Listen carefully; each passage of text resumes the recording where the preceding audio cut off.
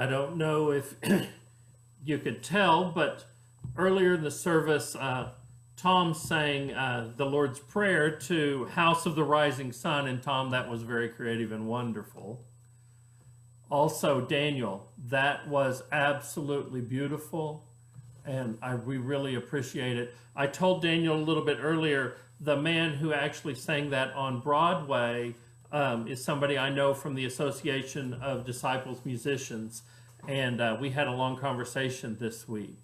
So I was excited to hear that song this morning, and you did a absolutely beautiful job of it. Thank you so much. 2,500 years ago, a bunch of refugees were living in squalor in camps in what is now Iraq. They had been forcibly deported against their will by the Babylonians. And among those forced refugees were the Hebrew people from Israel. In captivity, they sat by the edge of the Euphrates River and they wept, overcome with despair. Eugene Peterson calls it the Babylonian blues. We would compare it to the spirituals sung by African Americans. They were in slavery. By the rivers of Babylon we sat and we wept. Sitting on the ground was a sign of mourning. It was a sign of misery. They mingled their memories and their tears. And in verse 3, the intensity of their sorrow makes singing impossible. It makes it absurd. Nonetheless, their insensitive captors ask for an Israeli song. The Psalms of David were quite well known to them, and this request was a taunt. They were taunting them. Sing us one of the songs of Zion. Sing us the song about the place you no longer possess. Sing us a song so we can ridicule you. But the music had been knocked out of them. They were not ashamed to sing of their faith, but they were cut off from the temple and were unable to render a proper worship to God. Silence was their only dignity. To sing in this pagan place for the amusement of ungodly people would be sacrilege. Songs of praise must be sung to the one who is worthy of the praise. Their whole culture is based around worship and faith in God and faith in Yahweh. And their worship was centered around one place, a temple in Jerusalem. And yet, despite the awfulness of the tormenting, adversity is the mother of invention, the mother of creativity, because God was still with them. Much of what the people in the time of Jesus took for granted about their faith was developed 600 years earlier during this time of awfulness, when the people had no choice but to do things in a new way. It was during this time of captivity that the Hebrew scriptures were actually pulled together. Poems and prophecies and songs and stories and sayings that for generations had mostly been circulated orally were written down to make sure that they were not lost under the yoke of the Babylonians. Synagogues were invented. If you could not go to the temple to offer sacrifice, at least you would have someplace you could go to pray. The Sabbath and the idea to keep kosher became extra important. Clinging on the details became a way of marking yourself as one of God's people, especially when you're surrounded by people who thought nothing of your God. Worship was reinvented to cope with the unusualness and the awfulness of the situation, to remind them that God was still with them. You probably see where I'm going. We're locked up in our houses. We're unable to get to the church building. Frightening news is circulating around us everywhere. How can we sing the Lord's song in a strange land? What are we meant to do? Just hang up our harps? That's it. Worship is over for 3 months? Well, we haven't done that.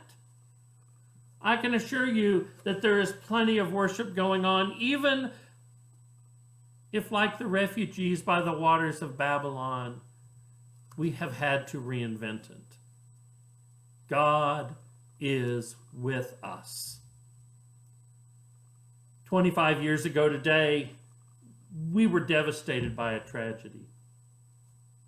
I remember I was teaching at the time, and I had a student come in and tell me that there'd been a bombing in Oklahoma City, and my first thought was, the Unabomber things had been around, and okay, a package had blown up and somebody was hurt. But no, it was more like the world was coming to an end. Evil seemed to have prevailed in our world, but then something happened. Today, they call it the Oklahoma Standard.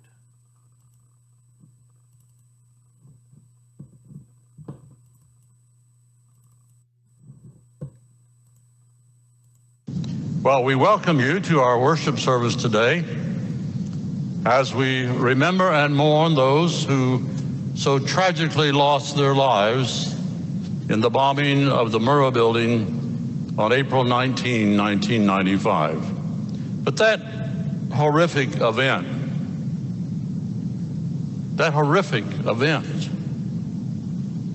gave birth to what is called the Oklahoma Standard. The spirit of courage and determination, a willingness to stand together in the face of calamity, if it be from nature or from man. So in a sense, today we honor the Oklahoma Standard.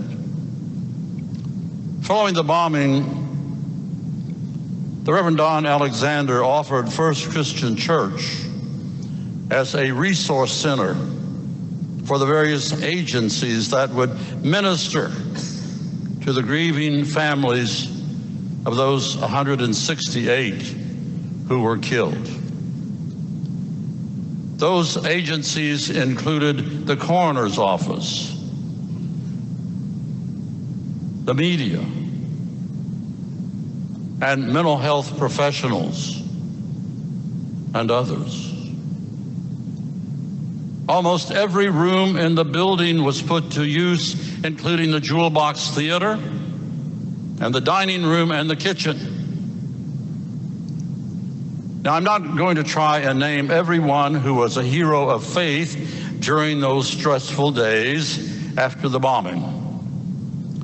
But I do want to single out one person, Chris Whitney, now deceased. She was a staff member in charge of the kitchen and cooking for mobile meals, church dinners, and other events. After the bombing, food was served just about around the clock, 24 hours a day. Now, Chris worked almost without ceasing. The families gathered in the dining room and were fed along with others. She was a hero of faith, as were all of those who worked alongside her. And her name is worthy to remember.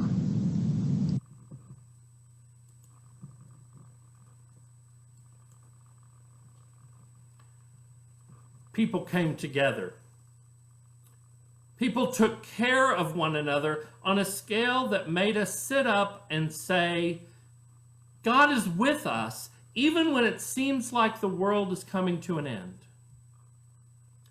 Muslims, Jews, Buddhists, Sikhs, Christians of all kinds, we came together to make a difference. When 9/11 happened, the world looked to Oklahoma's example as to what to do to get through it. So today we again find ourselves sitting by the waters of Babylon. And yet we are finding new ways to sing the songs of Zion.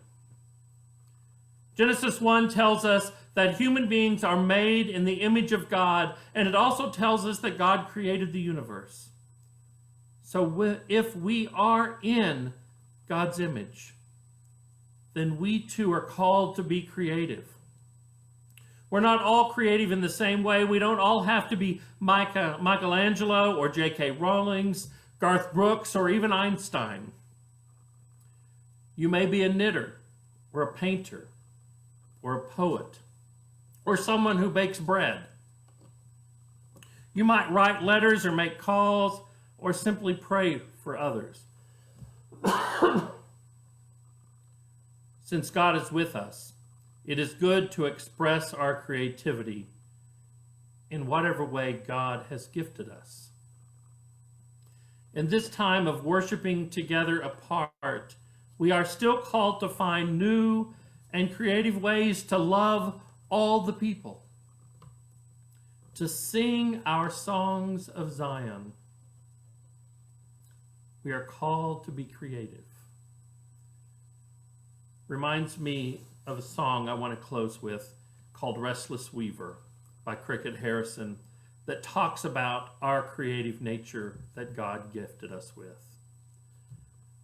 Restless weaver, ever spinning threads of justice and shalom, dreaming patterns of creation where all creatures find a home, gathering up life's varied fibers, every texture, every hue.